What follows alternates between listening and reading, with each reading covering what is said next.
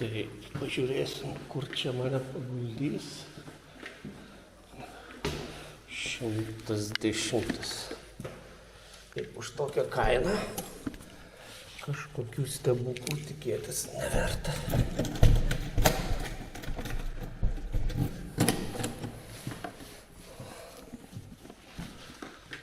Yeah.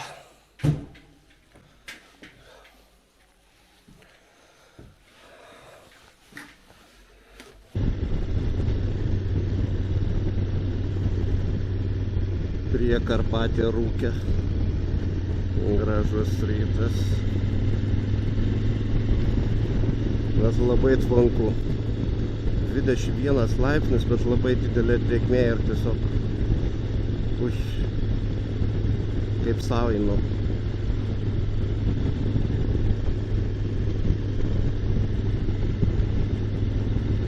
Netrukus jau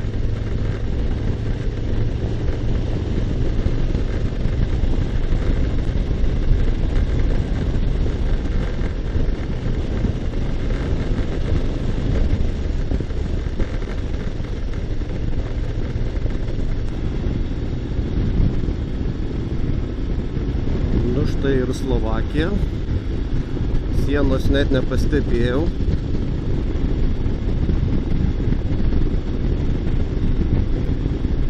Važiuojam toliau. Šiandien dar reikia nuvažiuoti 660 km. Tai dabar dar liko 580. Labai didelių problemų tai nesukels, nors pagal Google žemėlapį rodo 8 valandas važiuotis. Tai matyt, yra dėl ko tas laikas. Reikės kirsti Rumunijos sieną, kuri dar nėra Šengeno erdvės siena.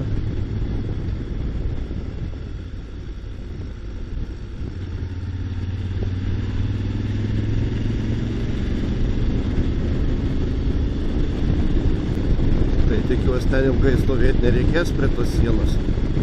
Prisimenu Kroatiją, kai dar nebuvo Šengeno zonai. Nu tai 10-15 minučių ten pasą parodo ir viskas, bet kaip realiai bus, tai matysim.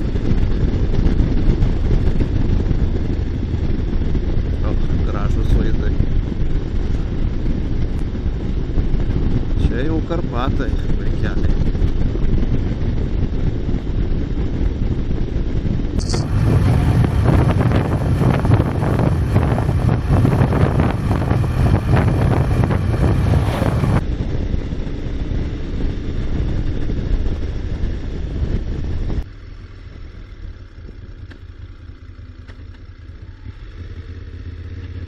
Vengrija.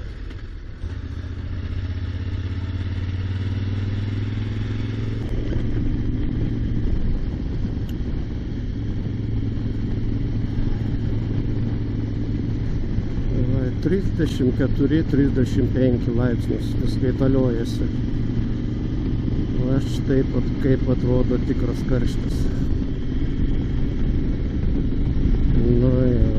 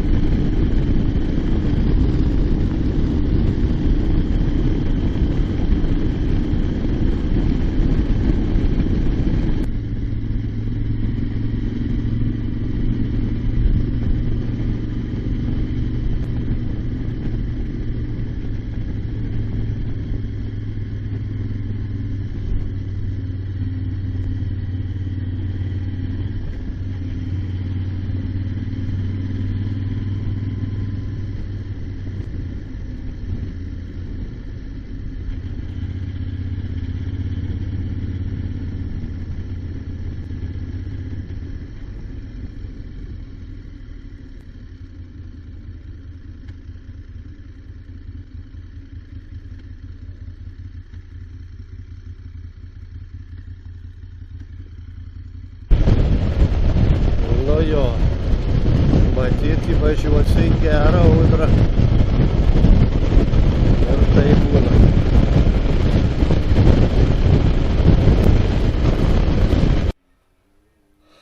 Na ką, reikia duoti kelių dienų atvažiavimo į Rumuniją. Turbūt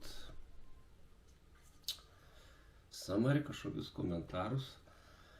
Šiandien visą dieną ilsėjausi Rumunijoje viešbutyje prie Sibių.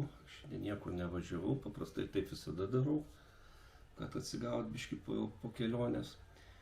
O jau ryt pradėsim lankyti tai, dėl ko čia atvažiuota.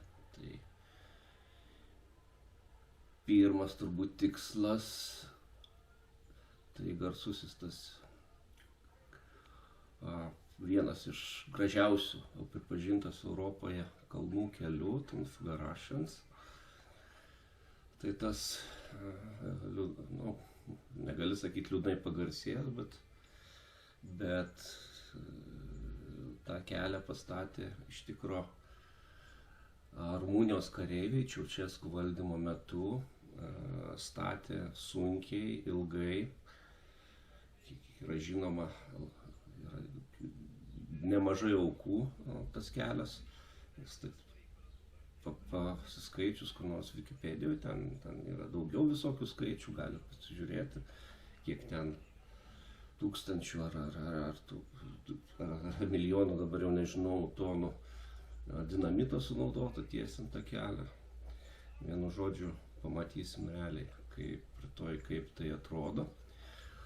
O po to jau suksim biškį jau link po truputį namų, bet lankysim objektus. Tai yra kitas gražus Alpių kelias Transalpina, jo irgi pravažiuosim.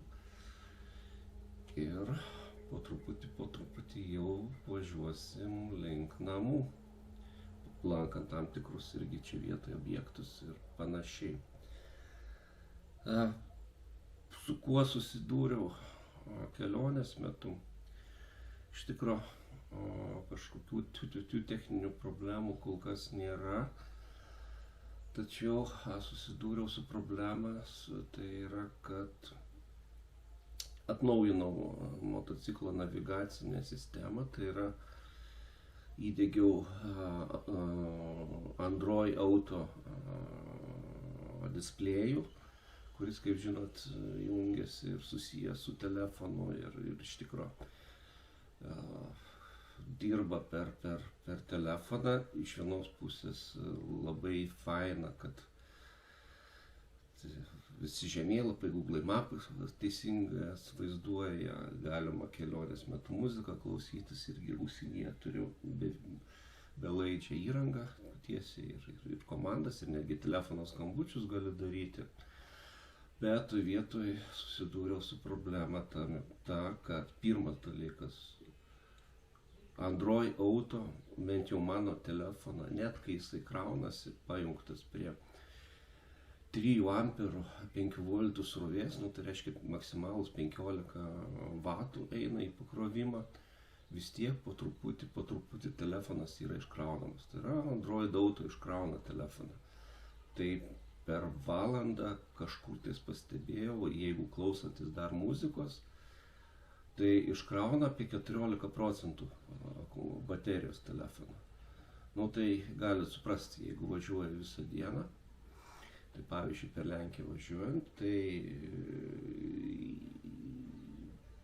kai degaliniai sustojau pasižiūrėti kaip, kas ir kur, buvo likęs 1% telefono akumuliatorius. Tai yra viskas dar veikia, bet jau būtų įsijungę.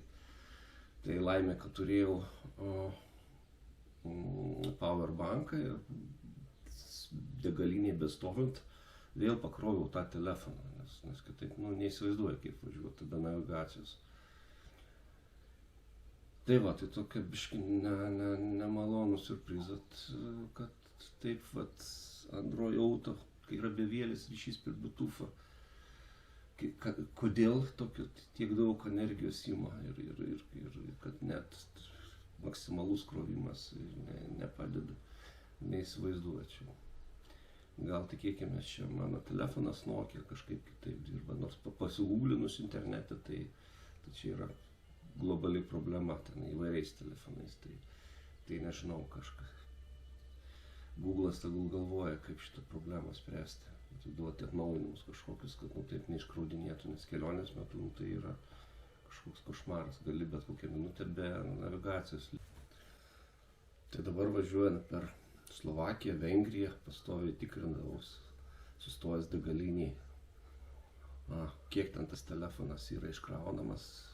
Kraudavau, aišku, išjungus telefoną. Ir čia atsirado dar viena bėda, kad kažkaip sujungimas, nusimušė sujungimas su Android Auto ir ten reikėdavo, vos net taip jau vyko kelis kartus, kad nepasijungdavo tas Android Auto ten ir vis reikėdavo, ten nesusikonekdindavo, vis ir prašydavo kažkokių, tai mesdavo kažkokias klaidas ir taip toliau. Tai pirmą kartą taip vyko Lenkijos viešbutį. Iš ryto prieš pradedant važiuoti, ten gal 40 minučių būriau sukonektint 3 devaisus vėl į vieną, tai yra berankę įrangą ant šalmo, telefoną ir motociklo displėjų, kad viską sukonektinti. Ir po to antrą kartą atsitiko Vengrijoje, paskutinį kartą susipylus kurą, įjungus vėl viskas reikėjo burti. Netgi iš per naujo Android Auto ištrynus, perstačius, tik tai padėjo atkurti tenais ryšį ir iš naujo. Tai nežinau, kol kas su Android Auto bevėliu prijungimu per Bluetooth esu šiek tiek žiauriai nusivylęs, nes, kaip minėjau, iškraunamas telefonas, dingsta connectionai visi, nors Lietuvoje važinėjant ir buvau ir porą kartų ir Latvijoje važiavęs, tie connectinai šiaip iš karto automatiškai įsimena paskutinį susijungimą ir viens nieko ten nereikia burti, iki jungus visi ten devaisai susijungia, bet kas atsitiko, kodėl dabar tokie dalykai dedas, reikia vis ten nustatyti, viską ištrinti ir vėl iš naujo viską sujungti tos devaisus, nežinau, nesuprantu, kodėl taip vyksta,